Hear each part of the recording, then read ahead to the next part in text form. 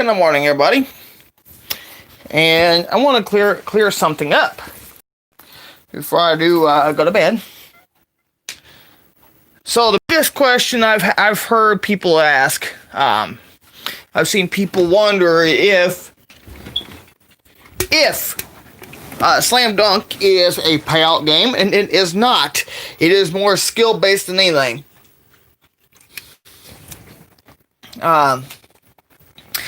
Basically, how this game works is that you have, like 6 rows, okay? Every row has its point goal that you have to reach to win. Now, this is where the skill gets involved. It's all skill and luck, is all it is.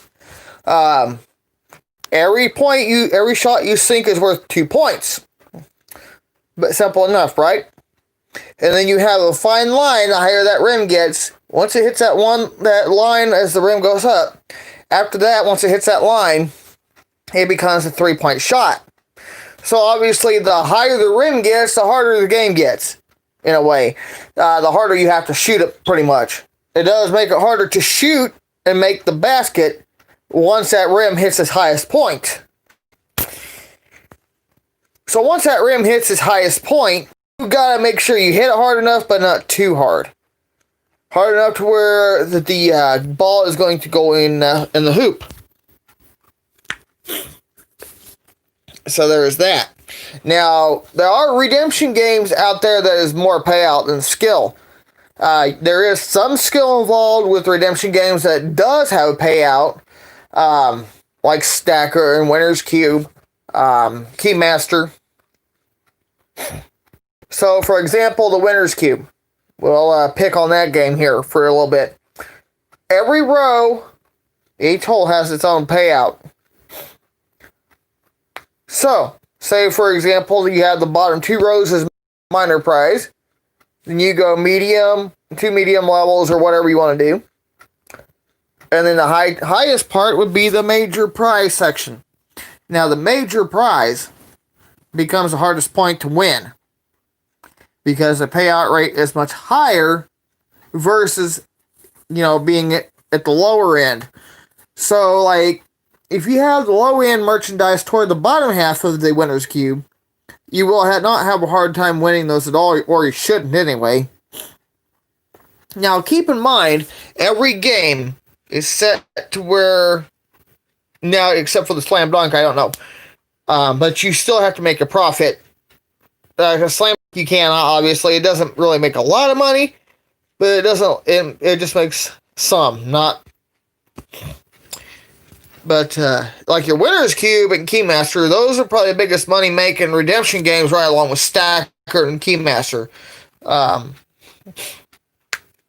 Those tend to bring in a lot more money than Slam Dunk would, or White House.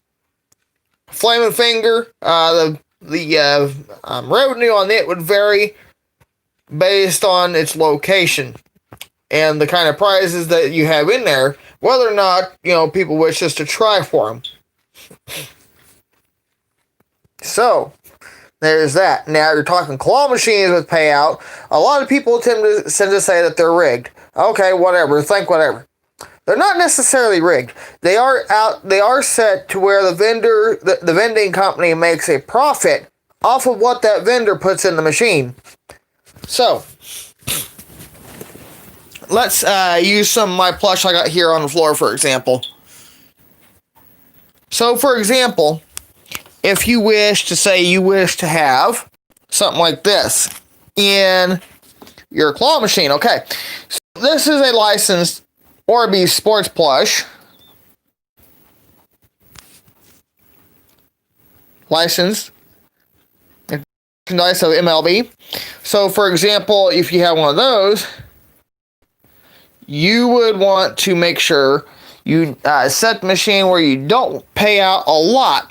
Because obviously licensed plush, guys, is going to be worth more than generic plush. So, say for example, if you wish to have generic stuff, you need to have it set on the easier side. Versus your licensed plush, you need to make more money off of them before you even, before your machine can even give out a prize. But you also need to make sure that you don't make it so hard that you can't win at all, because people would catch on to it, then you're going to lose out. And then if you want to vend all minions, for example, again, make sure that you have your machine set to where you're covering just like anything, even with generic plush. Any claw machine, don't matter if it's generic or not. You need to make sure that your machine is set based on your revenue laws. So, whatever revenue law your state or country has, you need to go by that. But you also need to make sure you're not screwing everybody else over out of the win. That's the thing. You also want to make sure, focus. There we go. But you also want to make sure that your machine is set to not only cover your, what you want to call it, restitution, basically, or your rental space for your space.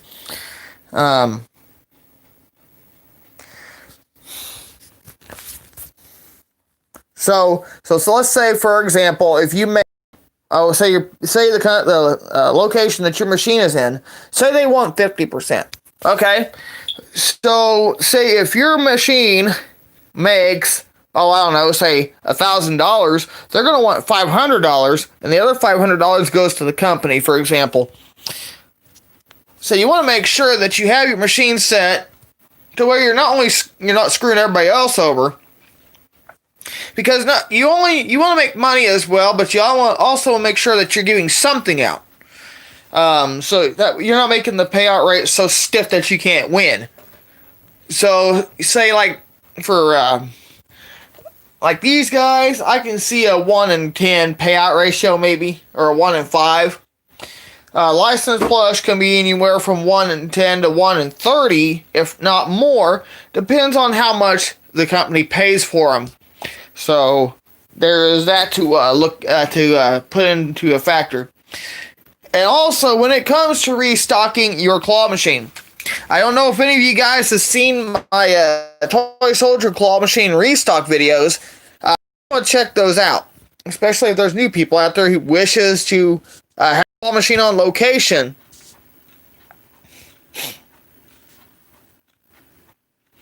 Then those Toy Soldier restock videos is for you. You want to pay attention to how I put them in, okay?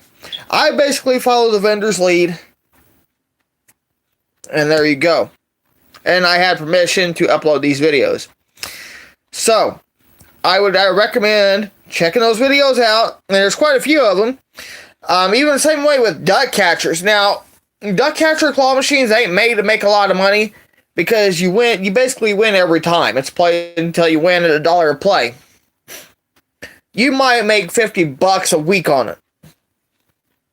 So you'd want to have an extra claw machine with plush, inside of it, obviously.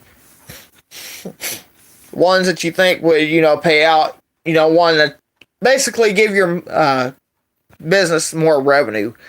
But back to the restock subject. For the Toy Soldier restock, pay attention to how they're put in the machine. See, every vendor needs to learn. It's all about the presentation of your prizes.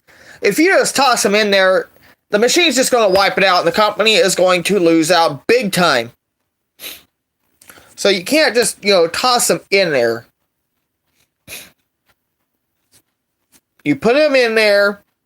You kind of want to tuck them in there enough to where the player has to basically dig it out, and then when in the like next 1 or 2 tries, whatever it is, however long it takes for that person to win.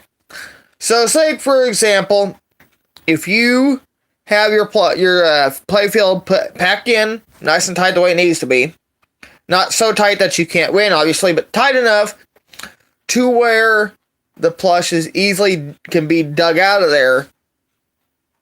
But if you see how I do it, you would be digging for quite a while, like 2 or 3 tries, and on the 4th one you'd possibly win. And that's the way I think it should be, but,